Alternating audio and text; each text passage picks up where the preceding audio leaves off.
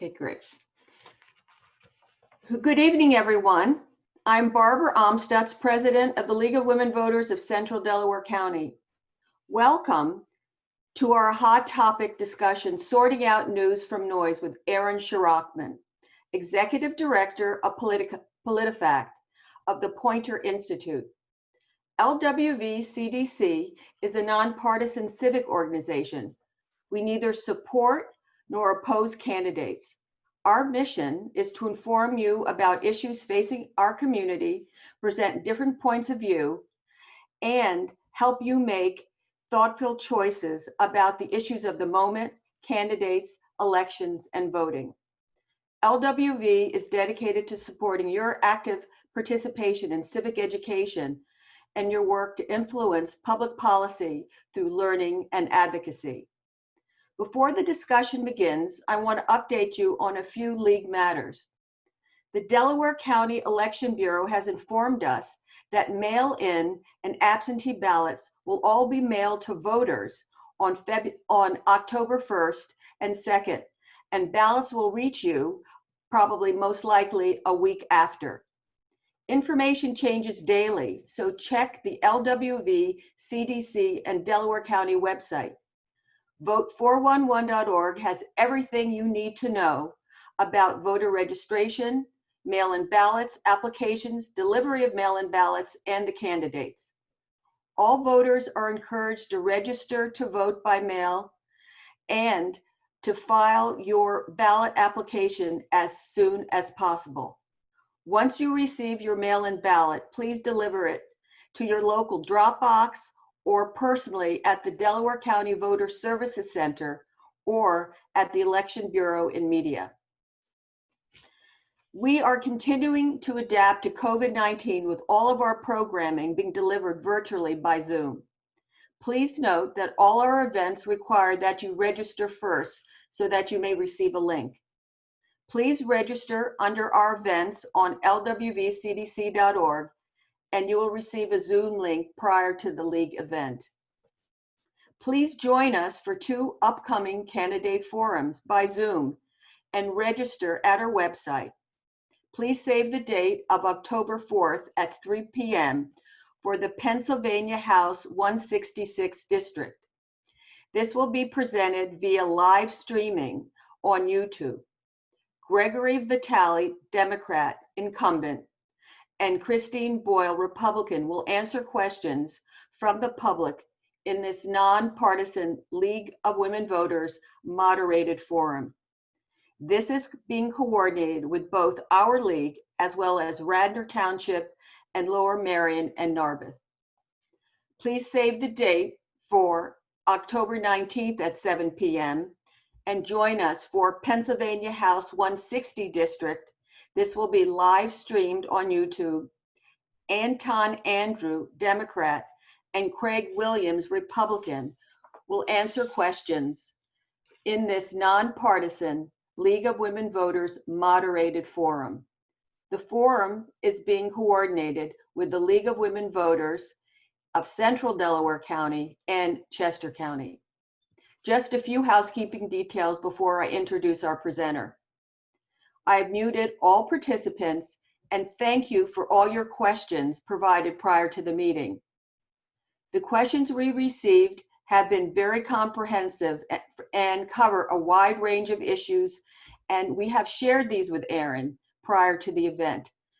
We will ask Aaron these questions. We have them, Ann Masakowski, who is our question whisperer, will be asking the questions, and Aaron will then respond to them. We will also are recording this meeting, and the recording will be posted on our website for on-demand at your convenience. Now, it is my pleasure to introduce our presenter today, Aaron Shirachman, Executive Director of PolitiFact. Aaron leads the growth and development of PolitiFact and manages its outreach and news partnerships and oversees new initiatives and product development. Aaron has been with PolitiFact since 2010 and served most recently as editor of PolitiFact a website dedicated to checking claims by pundits, columnists, bloggers, and guests of talk shows. Aaron had earned the 2016-17 Reynolds Fellow at the University of Missouri and taught a class on political fact-checking as well. We welcome Aaron to LWV and the NAACP media area chapter is also sponsoring this program with us, and Varma Mitchell is here with us today as well. She's representing the NAACP media chapter, and we're very pleased to host this meeting with the NAACP. So we welcome all the members, and we hope everybody enjoys the program. And we'll now start, and Aaron has a presentation that he will share with us. Thank you and enjoy. Thanks, Aaron. You're on. Thank you. Thank you very much. And thank you for having me.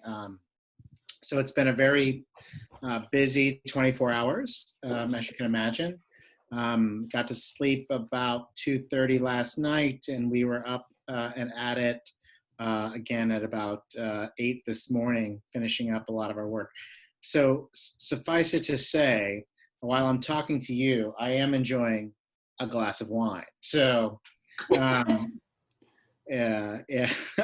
I'm going to enjoy myself here with this, and I hope you do as well. I'm excited to tell you a little bit about PolitiFact and the work we do.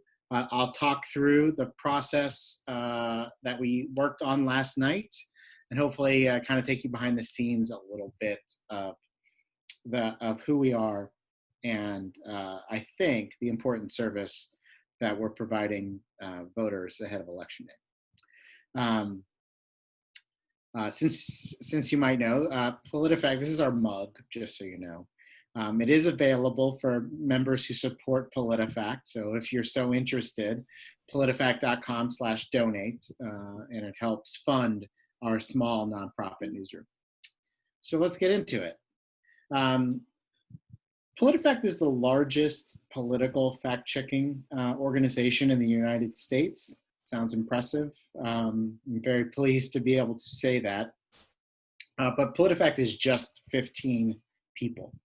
And so as busy as we are, I think events like this are very important to us to help tell you a little bit about the work we do, maybe take you behind the scenes a little bit about how we do what we do, with the idea that hopefully you can be ambassadors for the truth in what you see in your news feeds and online, and learn maybe just one or two of the tips that we use every day.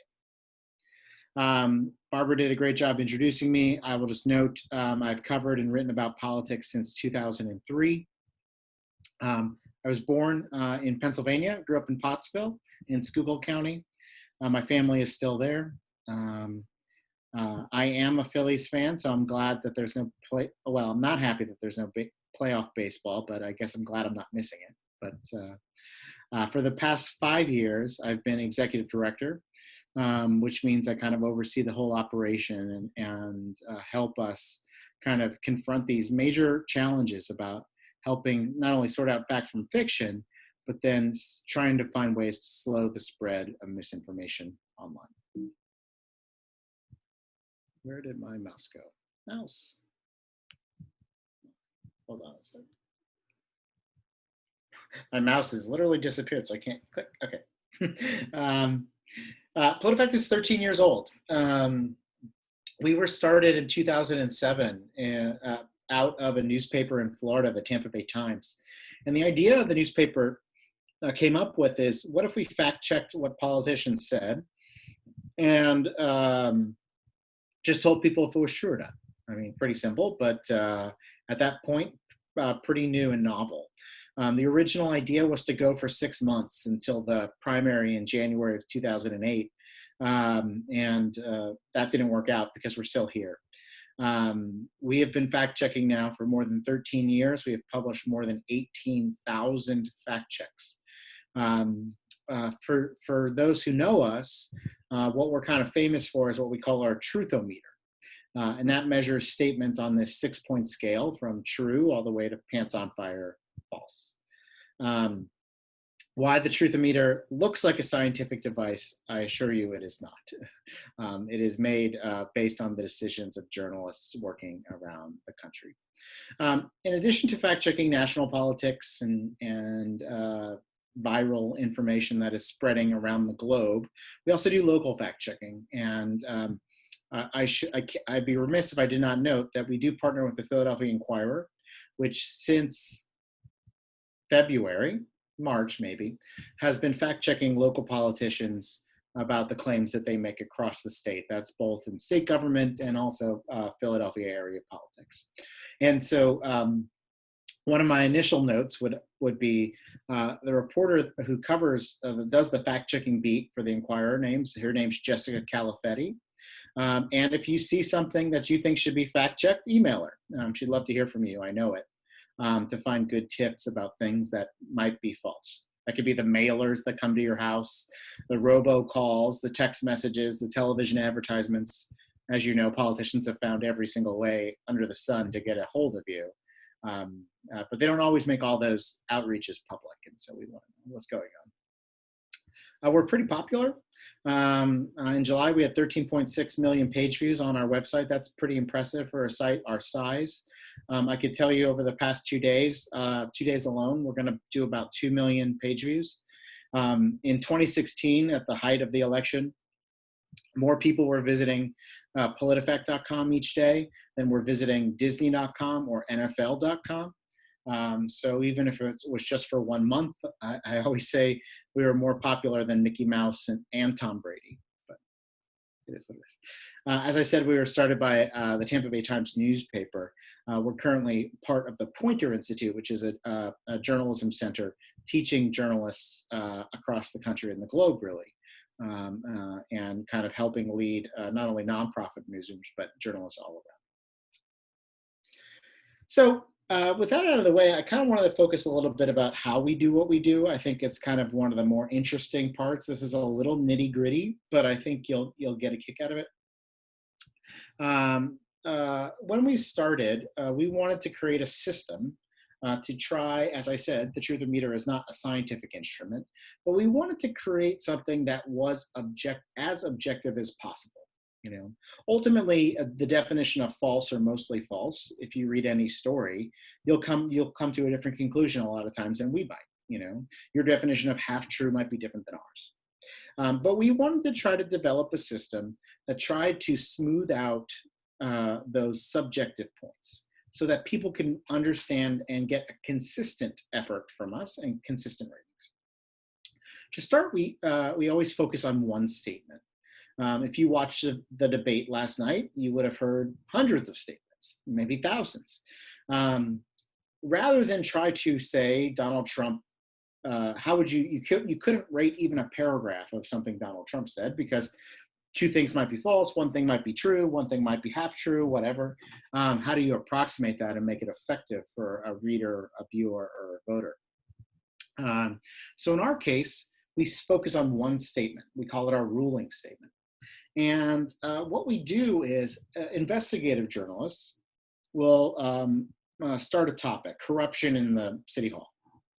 And they'll spend weeks or months doing research, and they'll be building their case. And eventually they go to the person they think is corrupt and they say, here's all our evidence. We think you're corrupt. Defend yourself. That works for that type of journalism. For our journalism, we do it exactly the opposite. We go to the speaker first and ask for their evidence. That is true for every fact check on any time. Even last night, before we published anything, we reached out to the Trump or Biden campaigns and say, hey, we're fact checking this claim made by your candidate. What evidence do you have? Of course, we are going to do the research ourselves, but one of the things that's kind of wacky maybe about our process is the burden of proof is on the speaker. And so in that sense, you're guilty until proven innocent. If, for instance, Donald Trump said, I paid millions of dollars in income taxes, it is up to him to prove that correct. We will try to research it and figure it out ourselves, but we believe that if a politician, especially a politician in high office and power, makes a claim, they should have evidence to back it up. Our research relies on primary sources. So what we do is we try to find the actual research, the research paper. We don't rely on secondary sources, which are newspaper articles, television clips. When primary research isn't available, we always try to consult with independent experts whenever possible. We published a fact check just this afternoon. A conservative commentator named Hugh Hewitt said Donald Trump's tax return, the story in the New York Times, basically to him, he said, and I talked to an accountant, he said, shows that this is just what rich people do. Okay? That was him talking to one accountant. We talked to 8. And in talking to 8, we very quickly and I think definitively came to the conclusion that no, the story in the Times does not lay out a typical pattern of activity for just someone who's wealthy, that there was more to it. So we reach out and find these independent experts to try to make our work as bulletproof as possible. Lastly, this is a big concept in a lot of news, we do not use off-the-record sources. So if you look at one of our stories, not only will you see a source list that literally is every person we talk to, every piece of research that we consulted, but we will not hide from you and say, someone told us this anonymously. We believe that if we're making a decision and calling something true or false, you as a reader, as a viewer, as a voter, should have all the information that informed our decision, including who gave us the information. So that's our promise to you. So, as you can imagine, this is not easy.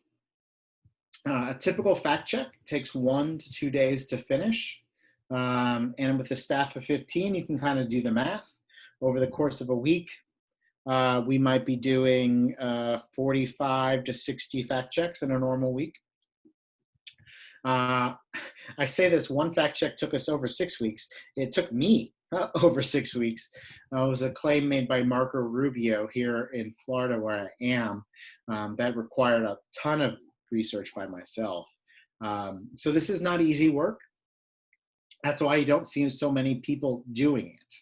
And you certainly don't see people doing it consistently. If you watch CNN, for instance, you'll notice they have a guy named Daniel Dale who does a very good job of fact-checking Donald Trump. What you don't see is what happens beyond that, right? In that case, they're pretty focused on one person. We're fact-checking potentially 435 members of the House, 100 members of the U.S. Senate, 50 governors, the president, the Democratic nominee. We believe that everyone should have the threat, if you will, of being fact-checked. One thing that's really important for us is that no one person decides the rating. This is one of the things that I think sets us apart from other fact-checking products or websites. A jury of 3 editors sits down and reads the article, and they decide the rating, true to Pants on Fire. It is not the writer. The writer does not get to decide. The writer recommends, and that sometimes makes our writers mad, right? Because they put effort into a piece of journalism, and then they want to say it's false, but the editors don't always agree, and a majority vote wins. And again, I like to note this, is that because we are so small, the team is doing kind of everything together. So I want to take you through this process in a little more detail, and just give you a flavor of the difficulty of this, but also give you a flavor of the things we're thinking about. This is a claim Kamala Harris made, I think right before she was selected as Joe Biden's running mate. She said Donald Trump just promised that if he wins re-election, he'll gut Social Security and Medicare. You probably remember this in the news. It kind of fell off, but it was a big deal. So the first thing we do, this is an interesting fact check to us, because obviously Social Security and Medicare affect millions of Americans. It is also something that I think we could get to the bottom of. We can ascertain its truthfulness. So the first thing we do is as I said, we contacted the speaker. In this case, we went to Kamala Harris's office, and basically she pointed to some comments Trump made about making cuts to the payroll tax. And the payroll tax is the primary funding source for Social Security. Trump said, here's his quote, "If I'm victorious on November 3rd, I plan to forgive these taxes and make permanent cuts to the payroll tax. So I'm going to make them all permanent." So background, the payroll tax funds 90% of Social Security, If you're cutting the tax or you're making permanent cuts to the payroll tax, you're ostensibly taking money out of the funding stream for Social Security. That's what Kamala Harris is getting at. But, and this gets tricky, Trump proposed a temporary deferral of payroll taxes from about August to about January. That would cost about $80 to $100 billion of money. Trump says he doesn't want workers to pay this back, and he asks his Treasury Secretary to find ways to get this eliminated or deferred. So it is very clear Trump wants this money gone, but where it gets complicated is he can't do this unilaterally. He needs Congress to sign off of it. Also, and maybe ironically, or maybe at least interestingly, Trump has at the same time said he'd protect Social Security and Medicare, and that he'd find an alternative funding source. So on one hand, he has said, I want to cut the primary funding source, but he's also said, I will find another. Kamala Harris is picking on one element of it, the cutting. She's ignoring the other. And both of them, Kamala Harris and Donald Trump, are ignoring that none of this could be done without Congress. And that it makes this claim very complicated and difficult to adjudicate. And so what we said, and we said we can only, it's for us, we go on what's known. And that's the executive action. And what we did is by talking to experts is we found that no, the funding won't collapse for Social Security.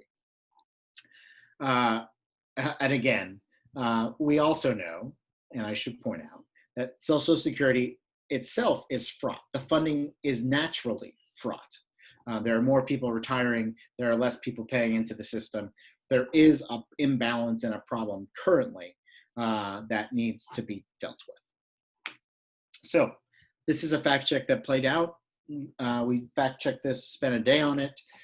We had to decide a rating. And here are our 6 choices: true, mostly true, half true, mostly false, false, and pants on fire. I don't think it's true. I don't think it's pants on fire. I eliminate those pretty easily. It leaves potentially the 4 in the middle.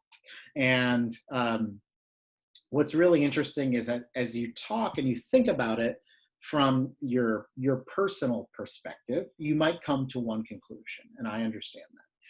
And what I would ask you all to do is to, rather than to think about your beliefs and then find your facts, I'd ask you to go the other way. What do the facts say, and where does that lead you? In this case, I think there are a couple of possible or likely good calls on this case. And you could be thinking about what you might say. I think half true or mostly false are the appropriate ratings here. These are honestly the most difficult ones for us to do because they are quite complicated. I'd have no problem if you thought about half true. I'd have no problem if you thought about mostly false.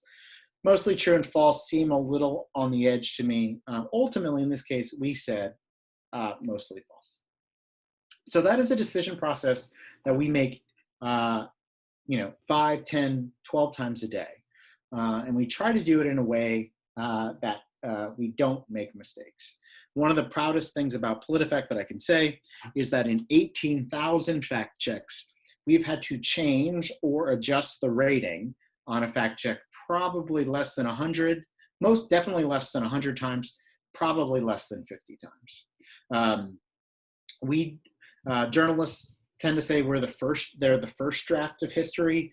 We would not say that as far as fact checkers. We want to kind of be the kind of the stenciled in or the chiseled version of history. We want to be right, in particular because we're using these meters to say a statement is true or false.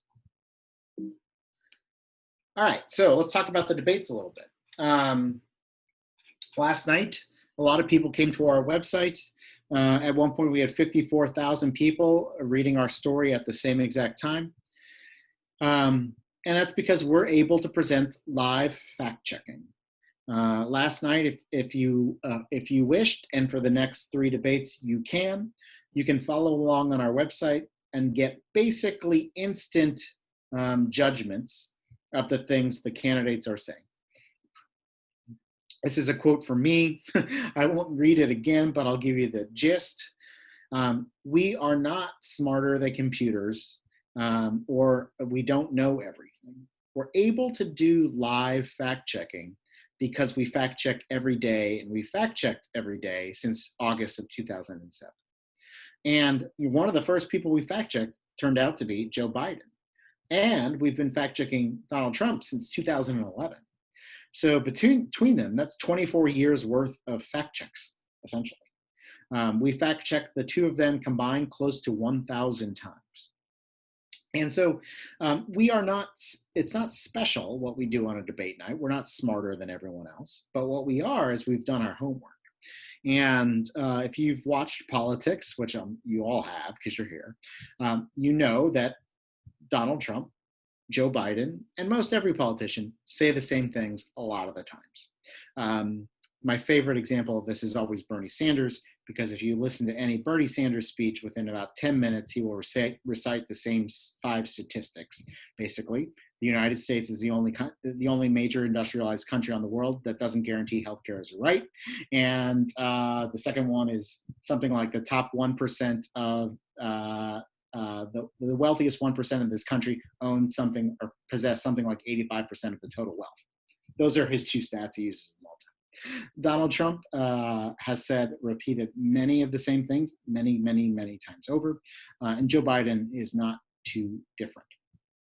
So a couple things we did last night that were special. One is we actually partnered with one of our local partners, a television station in Raleigh, North Carolina, where you could actually watch the debate on your computer because you're not in Raleigh. And as somebody said something that was false, they would actually pull up a little graphic that said, Donald Trump said this, and it was false, or true, or whatever. Over 90 minutes, we issued 13 instant verdicts. Obviously, there were many more things that were said, but again, we had 13 good matches between something we had fact-checked previously and something we saw last night. We also had a live Twitter blog that basically it was on our website, where we were doing the same thing. And then we're also adding the expert commentary of our fact checkers. We're helping people understand why this was true or why this was false. Best example, in one of the hottest topics of the debate was the talk about Joe Biden's son, Hunter Biden, and the claim from Donald Trump that the wife of the mayor of Moscow gave Hunter Biden $3.5 million. That is not proven. Basically, it's in a Republican Senate report that suggests a transfer may have occurred. Basically, the Republicans are saying the money went to Hunter Biden. They have no actual proof that it did. And Hunter Biden has said, no, it has not.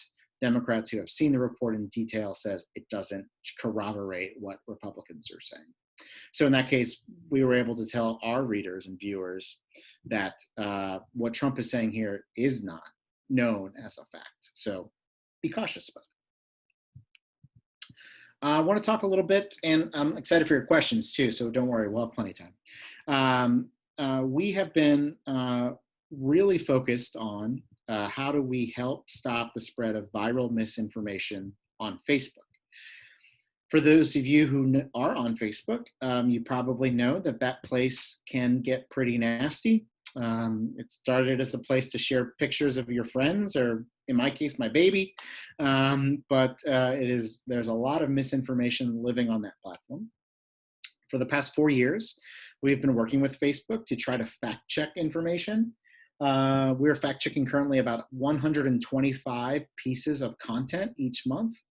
When we fact check something and it is false, it gets a little label like you see on the right there. In addition, the person who shared or posted the information can get penalties from Facebook. I think this is a really interesting case and success. I know that Facebook takes a lot of criticism for what they've done for democracy, journalism, whatever. I'm not here to defend them, but what I am here to say is that this is the first time fact checkers have been able to work directly with a big social media company to have huge impact.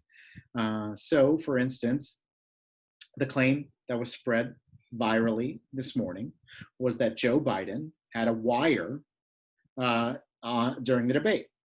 And somebody put some video together that looked at his kind of where his coat jacket met his shirt and said, there's the wire. This was a post that was shared hundreds of thousands, if not millions of times. Completely false, by the way. It was a crease in his shirt that was just picked up by the camera lights. But we were able to fact check it, say it's false. We were able to slow how many people saw that false information. And if you had already seen it, you would have seen our fact check. So we're pretty excited about that work. Coronavirus. Gosh, it's been a busy year, right? That's why we've been debunked more than, I think it's something like 500 specific claims about the coronavirus, all available on our website, politifact.com/coronavirus. I was hopeful, and this is kind of a sad state of affairs, and you probably know this now too. I was very hopeful that the coronavirus would not become a political issue, that this was something that we can talk about and say, like, here is the science, here are the facts, and then we can work together in a much broader sense to stop the spread of this nasty misinfo. It's not really the case, unfortunately. It has definitely gotten caught up in all of the politics of the moment.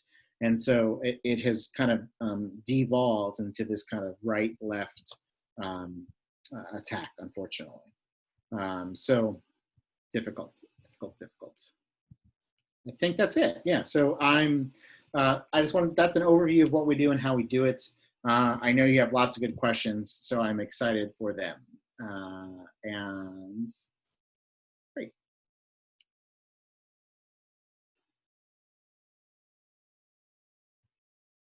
Okay. So, Anne, we'll ask the first question. Okay. This is like a heavy duty question, Aaron, but it's very important to obviously legal women voters and the NAACP. In your opinion, what type of false information is most harmful to our democracy? Sure.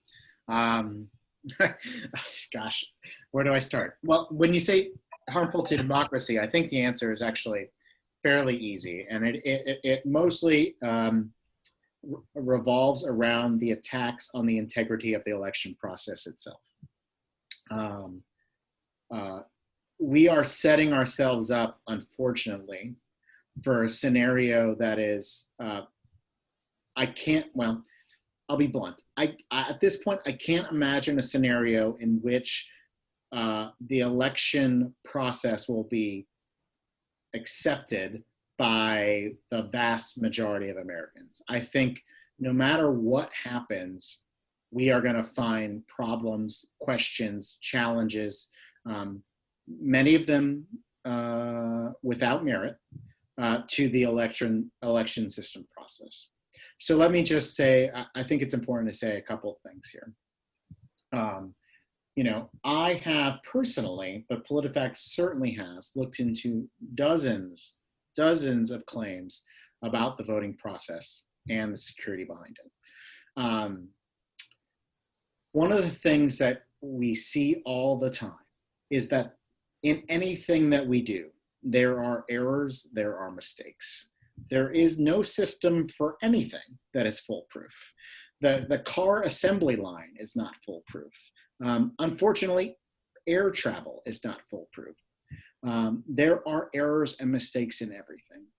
What I think too often happens is isolated examples of negligence, perhaps, or an honest mistake gets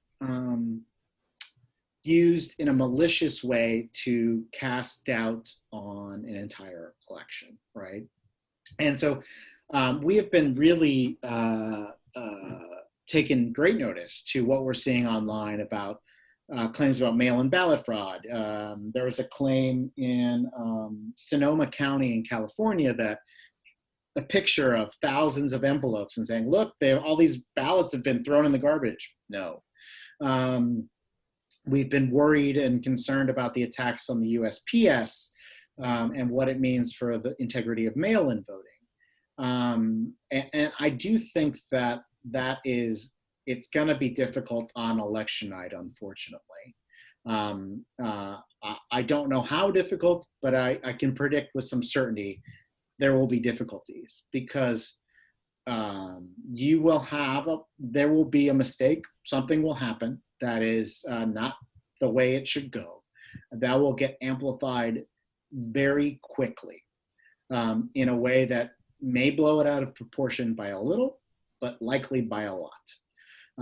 And frankly, this is true because, and it is true. I don't like to both sides everything, but I do want to be clear in this: is that people tend to amplify information that confirms their beliefs. So, if you believe that the Republicans are actively trying to suppress African American votes, for instance, you are more likely to amplify those claims without really doing your homework whether or not that's true. If you are more likely to believe that Democrats are stuffing ballot boxes or voting 7 times or whatever, you are more likely to amplify those claims without really knowing what's going on. And that's really kind of troublesome. I'm not here to tell you that these might not be real problems, but what I am here to tell you is in most cases, what we see is that these stories get amplified by people who have no expertise or knowledge of the specific event. So advice for y'all, be slow, be thoughtful. Don't just react to whatever you see, because trust me, beyond people trying to influence the election, there are lots of people who be trying to influence how you think. And we need to be really mindful of that. One of the things that I think we don't understand is we can perpetuate the harm by simply sharing the post or retweeting the tweet. Not because we intend to do that. I know in many cases we don't, but that little button amplifies a message that we don't know it to be true or not. So patience will be the key, but I do think election misinformation is a particular concern in this election. And I will be frank, because the President of the United States has basically called into question the integrity of the entire process. I mean, that's just a fact. And so that's going to be something that I think worries us. And frankly, just to be honest with you guys, typically the fact-checking process stopped on election day, right? Like typically we would fact check the candidates maybe up to the last Sunday, and then Monday and Tuesday we wouldn't publish fact checks because we didn't want to give Donald Trump or Joe Biden a false and be like, there's no chance to rebut that attack or whatever. In this case, I guarantee you, because of the claims that we'll see on election day, we will have to be fact checking basically until there's a winner decided. And that's new and different for us. Thank you. And sort of maybe like a part 2 to what I just asked. So in this age of alternative facts, someone wrote, and with organizations like ours in mind, these nonpartisan organizations, do you have any tips for us in the best way that we can disseminate factual information? Yeah, I certainly do. So I'm going to give you, it's 3 tips. You do these 3 things every time before you share information. You're going to be right 95% of the time. The first thing is to check the source. Where is the information you're getting coming from? And what do I mean by that? Is it by someone you personally know and trust or not? Is it by a publication you've come to trust? Or is it by a publication you've never heard of? I think that is the first and really critical thing. You know, I'm not telling you what to trust and what not to trust, but I'm asking you to think about who is the source. So your natural reaction is just to like, whoa, got to share this, share it. But I want you to stop and think, who's presenting this information to me? What do I know about them? Answer that question for yourself. The second question is, what is their source, right? So where are they getting their information from? What do I mean by that? Someone sharing a photo that says, here are the 7 mail-in ballots that were sent to me in my own house. Look how easy it is to defraud the system. So first question is, do I know this person? Second question is, what is the source of their information? Are they sharing something from somebody else? Is it directly? Can I see the ballots? What do they say? Really consider the information and where they're getting it from, right? So it's like you're thinking about who's sharing it. You're thinking about what is their evidence? What is their evidence to make their claim? And then lastly, what do other sources of information say? This might take an extra 3 minutes, but I always think it's critical. If someone is saying what's your case? There are 9 mail-in ballots have been turned in, blah, blah, blah, illegally or discarded for Donald Trump. What are the source there is the Department of Justice. The evidence or the information is pretty thin. What do other sources say? Well, what can we find that is out there? And what do I mean by that? Like, if you see a story that you think might be true, and if CNN is reporting something different and Fox News is reporting something different, okay, that's a good sign that that first piece of information might be wrong. But if maybe MSNBC and Fox News are kind of reporting the same thing or something close, then you're like, okay, maybe there is something to this. I think if you do those 3 steps, so who is the source, what is the evidence they're presenting, and what do other sources say, you're going to be in a better spot most every time. Okay, thank you. That's helpful. So based on that, you go to a variety of sources to fact check? Yeah, so think about it this way. If you asked one homeowner, just go in your neighborhood, and is your property tax bill, did it go up or did it go down? And if one person says it went up, you're like, okay, well, maybe I know that person, maybe I trust them, maybe it did go up. You have some level of confidence that that's what actually happened. But if you say you knocked on 100 doors and 100 people said my tax bill went up, think about how much more confidence you would have that, oh, tax bills went up. Versus if you knocked on 100 doors and 40 people said tax bills went down, 40 people said tax bills went up, 20 people said they stayed the same. You would reach a very different conclusion. And the point there is, the more sources you have, the more people you talk to, the more confident you'll get in your decision. And so at PolitiFact, we try to talk to as many people as possible so that we are certain that we're making the right call. We have one advantage is that, over 13 years of doing this, we have built pretty good relationships with a number of good experts who you would consider conservative or liberal or whatever, and they have learned that we are out there not to try to get their opinion on the law, or we are looking at specific factual questions. And in those cases, most of the time, the experts will give you the same facts, which is actually very comforting.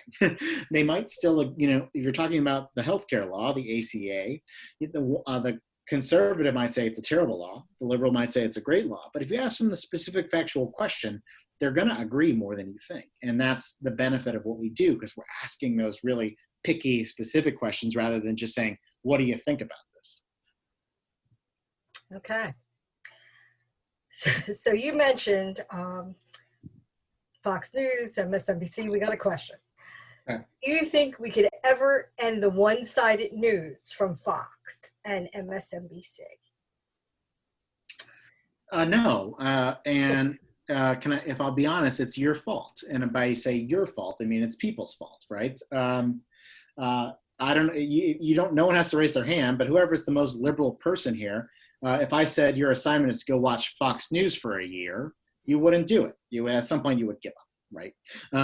And why? Because you don't like it. Not only do you not like what they're saying, you just don't like it, right? So where do you go? You go to where your tribe, your team is, and they're saying all the things you agree with. And I get it. I mean, if you think about the history of television news or I don't buy kind of what people said. So the long tail of the television news is, back in the good old days, we had the anchors and they just read the news and they told you, and they just gave you the news straight. Well, they didn't really give you the news straight, but they presented the only version that existed, right? So in watching someone like Walter Cronkite, I think he had an opinion. I don't think he just gave you the facts, but you need to trust him. And also there was no alternative really, right? You watched him. What happened is CNN kind of grew in and became that kind of, we're just going to try to give you the news. And Fox and MSNBC realized that, well, not everyone likes all of the news, right? And so they created these networks that cater to the people who like one half of the news or whatever it is. And so I don't think that goes anywhere. I mean, you can look at it. MSNBC has tried to put on conservative commentators to have them host shows. Greta Van Susteren, Hugh Hewitt hosted a show. They don't work. Why don't they work? Because people don't want to watch them. Fox has tried to put on kind of more liberal people on some of its shows. They're not popular. They're basically there to be a punching bag. Why? Because the people who watch those shows don't like them. So I think that's the world we live in. And so I have to watch it for a living, but I do think it has created a lot of problems generally in our society because we all go to our corners and we don't talk to each other. So I don't have a good answer for it, but I don't think it's going away because it makes money and people like it. Thank you. Of course, this person who said this also said, would love to go back to the days when news was just announcements of news and no opinions. That's how they felt. I get it. I don't. And you guys are a little senior than I am, but I don't buy that.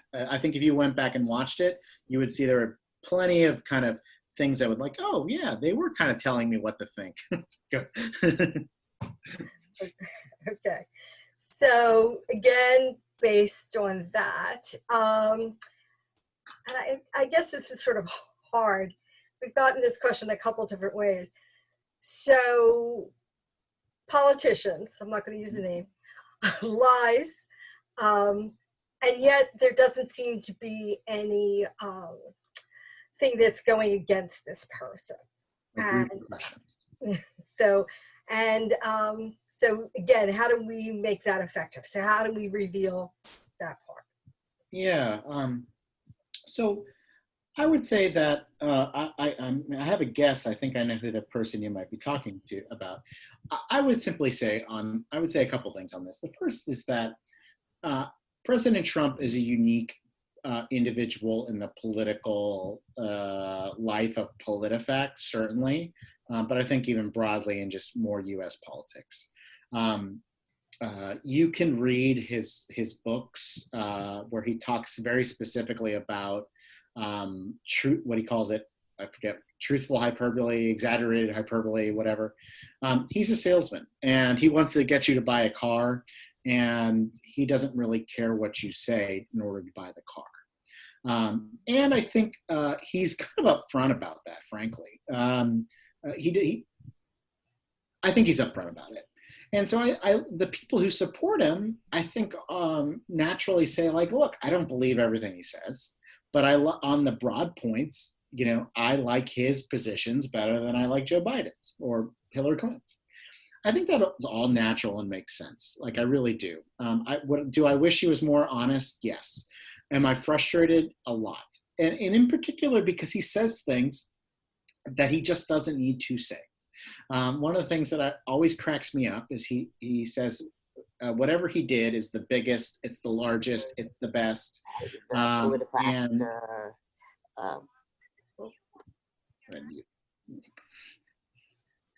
He says it's the biggest, largest, best. And like, so we take the tax cuts they passed in 2017.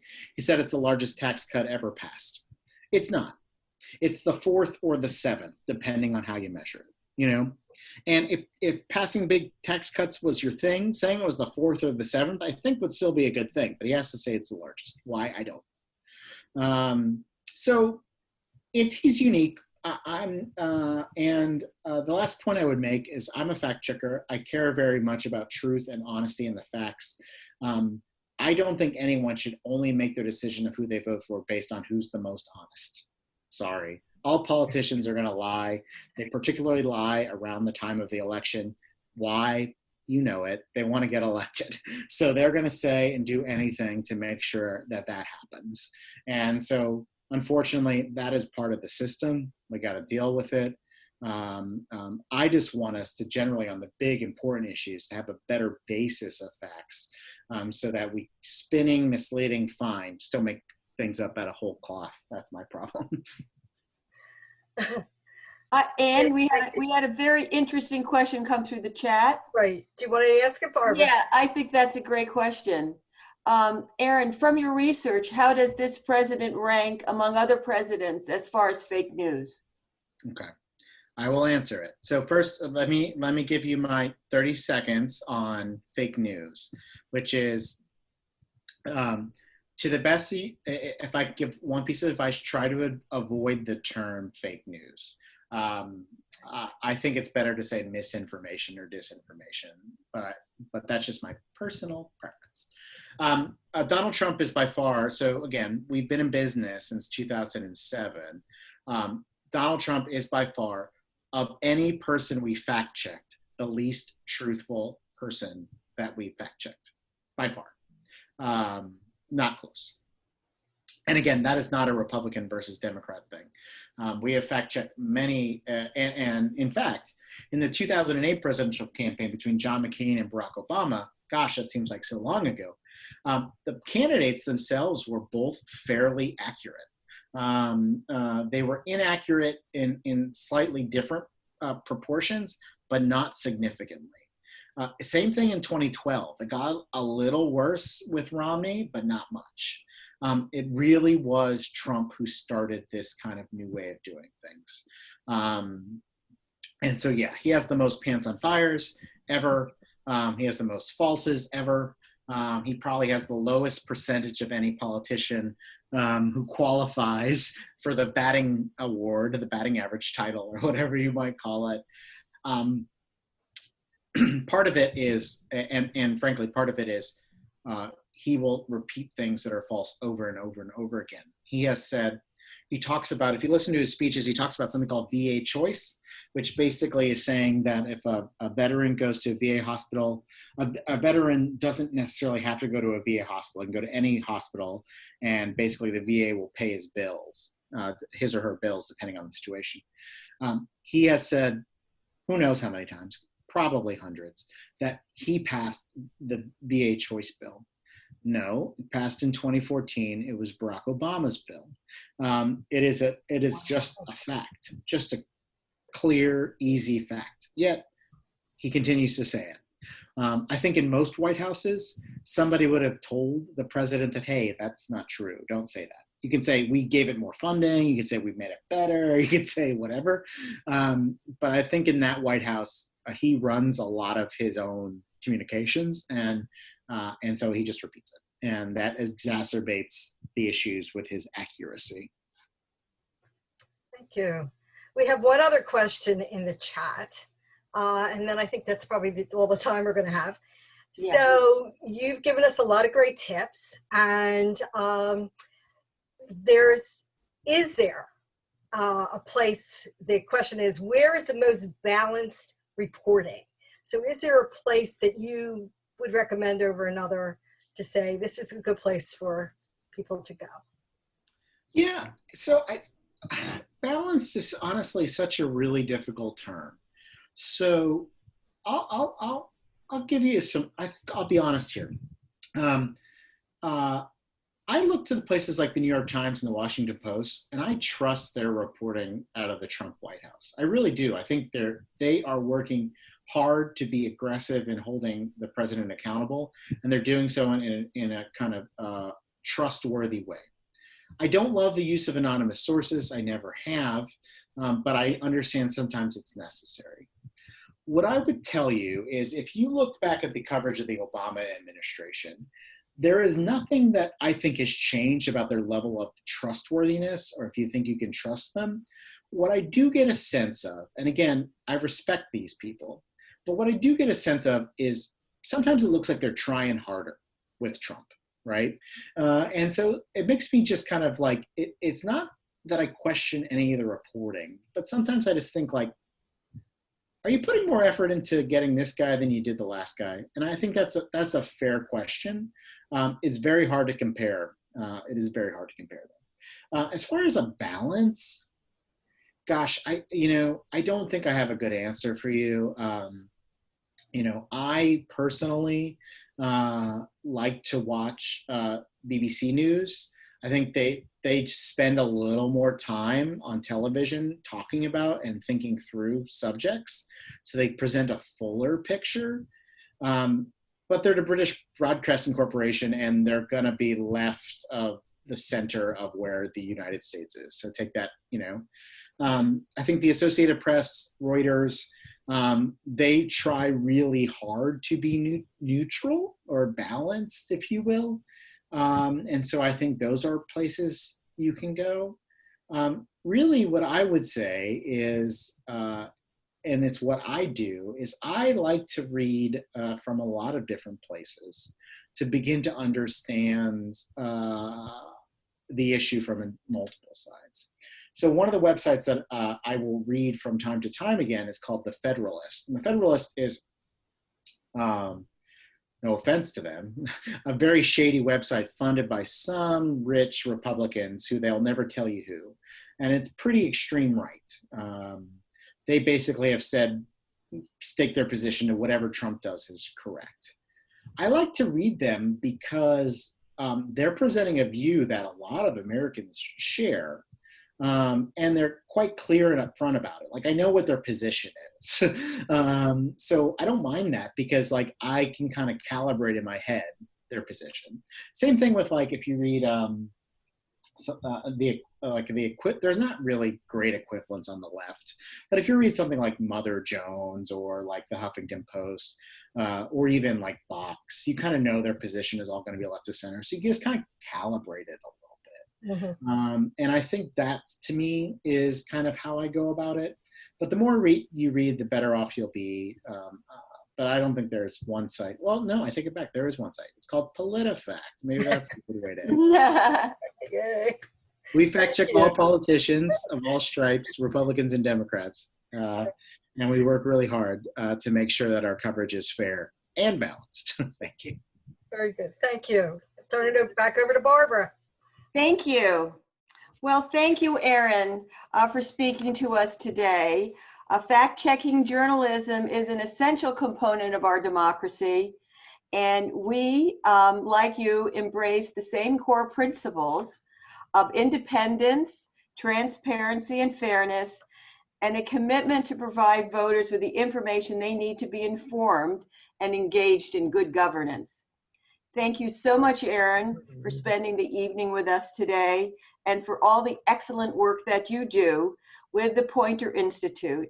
And we've all benefited greatly from your talk and all the great tips that you have given us. To all our members and guests tonight, we invite you to continue to join our hot topic discussions, become active in our league committees, and to consider becoming a member of LWVCDC.